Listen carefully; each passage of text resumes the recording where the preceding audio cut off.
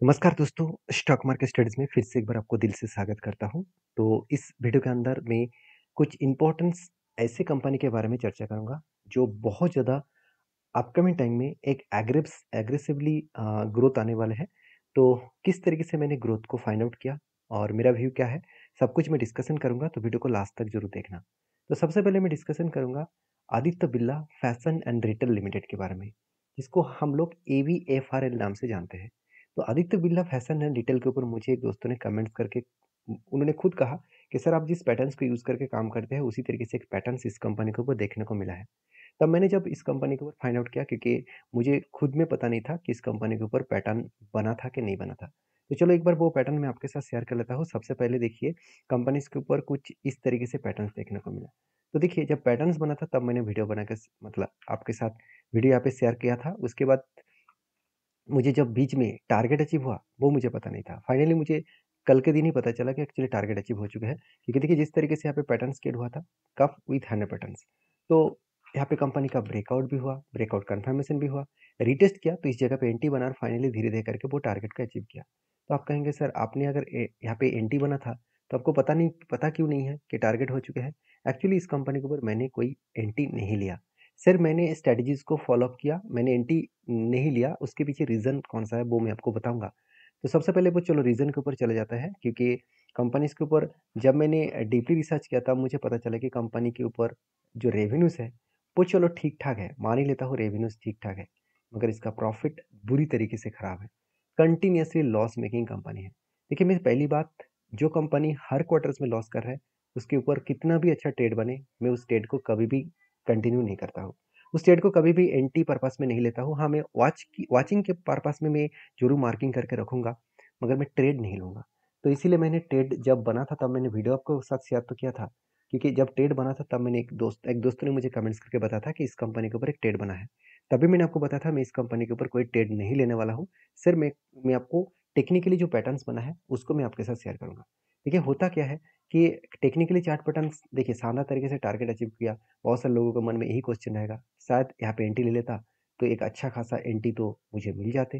तो 30% के आसपास, वो भी 74 डेज़ में टारगेट मिल जाता। तो देखिए, मुझे वो कंपनी के ऊपर काम नहीं करना है जो कंपनी खुद लॉसेस में है। क्योंकि उसका कोई मतलब देखिए, मार्केट तो कोई गारंटेबल होता नहीं है, फिर भी उस कंपनी के ऊपर गारंटी बहुत कम है, मतलब चांसेस बहुत कम है वो टारगेट दे पाए।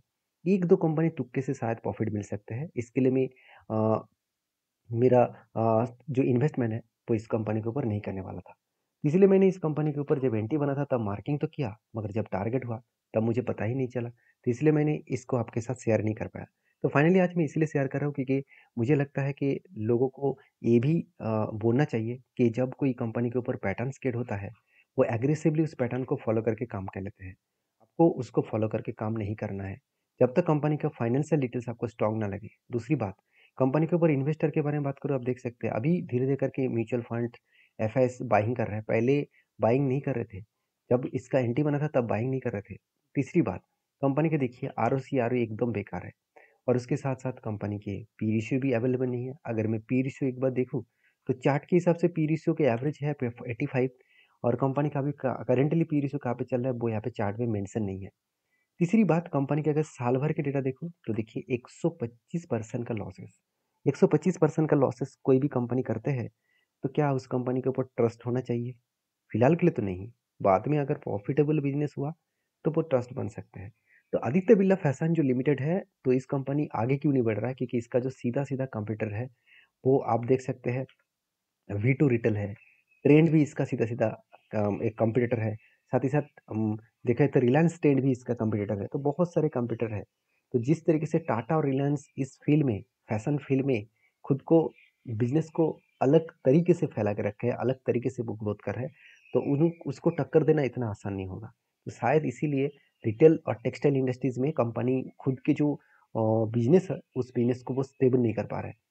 तो मैं इस कंपनी के ऊपर फिलहाल के लिए कोई ट्रेड तो नहीं लिया। दूसरा, मुझे लगता है फिर से एक एंट्री पॉइंट्स बन सकता है, क्योंकि यहाँ पे भी एक फिर से एक पैटर्न्स बनने जा रहा है, क्योंकि इसका लाइफ टाइम जो हाई है, उसके अकॉर्डिंग कंपनी के ऊपर यहाँ पे फिर से एक बार काफ़ी ज़्यादा पैटर्न्स बन सकते हैं।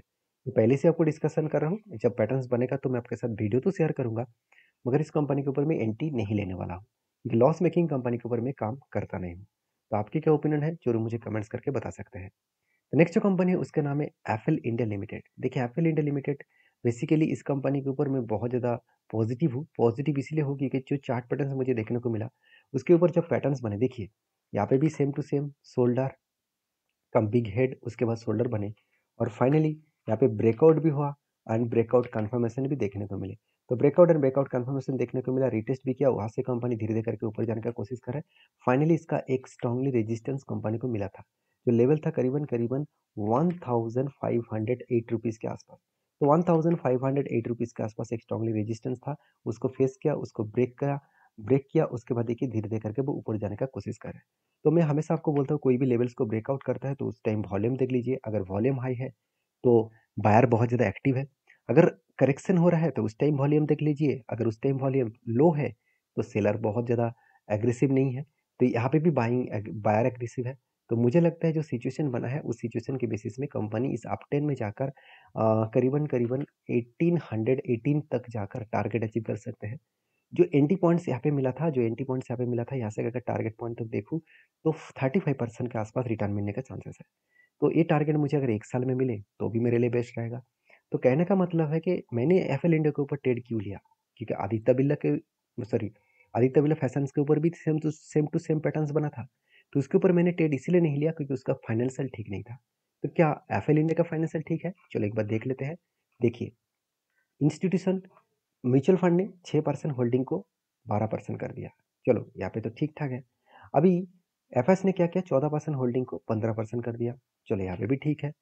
अभी कंपनी का फाइनेंशियल रिस्क देखूँ तो आप चौंक जाओगे, कंपनी का सेल्स हर साल में बढ़ते चले गए। हर साल में कंपनी पिछले साल से आज तक देखूँ तो कंपनी हर साल में खुद खुद का सेल्स को बढ़ाते चले गए, सॉरी प्रॉफिट को बढ़ाते चले गए। उस तरीके से रेवेन्यूज भी बहुत स्ट्रांग देखने को मिला। रेवेन्यूज भी स्ट्रांग है और प्रॉफिट भी बहुत स्ट्रांग है।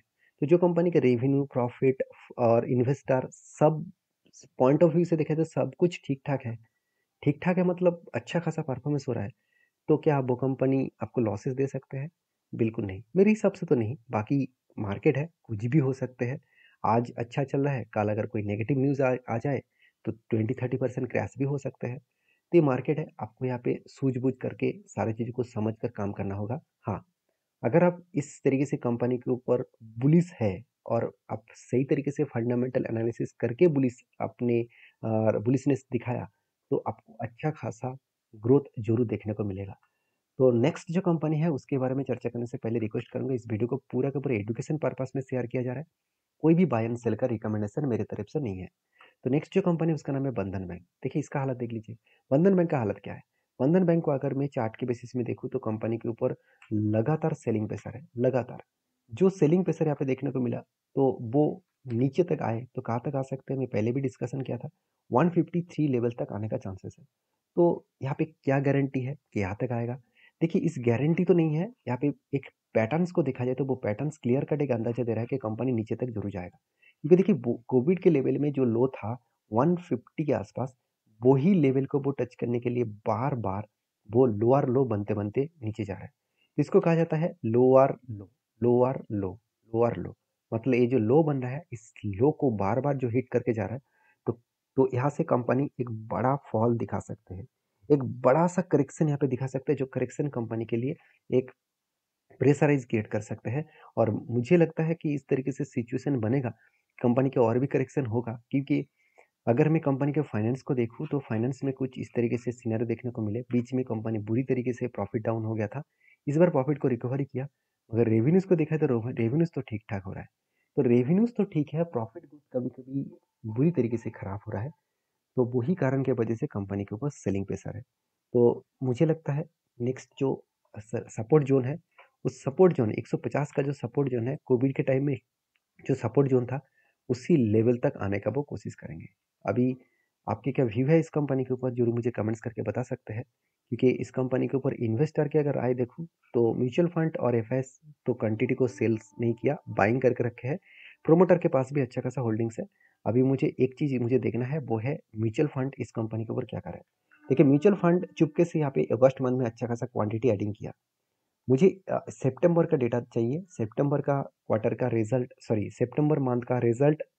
रिजल्ट मतलब बाइंग का जो रिजल्ट है वो भी म्यूचुअल फंड के माध्यम से वो अगर एक बार मुझे मिल जाए, तो इस कंपनी के ऊपर मैं अपकमिंग टाइम्स में क्या होने वाला है, उसके ऊपर ज़रूर मैं फ़ोकस रखूँगा। बाकी आपकी क्या राय है, ज़रूर मुझे कमेंट्स करके बताना। वीडियो अच्छा लगे तो प्लीज़ एक लाइक कर देना। तो नेक्स्ट जो कंपनी है, उसके बारे में चर्चा करूँ, उसका नाम है डॉक्टर रेड्डी लैबोरेटरीज़ लिमिटेड। तो डॉक्टर रेड्डी लैबोरेटरीज़ लिमिटेड जो इसका फेस वैल्यू ₹5 है, कंपनी बता रहा है कि इस 5 को वो स्प्लिट करने जा रहे हैं और इसका फेस वैल्यू ₹1 करने जा रहे हैं, मतलब हर एक के बदले कंपनी यहाँ पे 5,000 देने वाला है। तो जो लोग स्प्लिट पाना चाहते हैं, एक बार डीपली रिसर्च करें, उसके बाद काम करें। वीडियो अच्छा लगे तो प्लीज़ लाइक करें। मिलते हैं नेक्स्ट वीडियो में, तब तक के लिए धन्यवाद।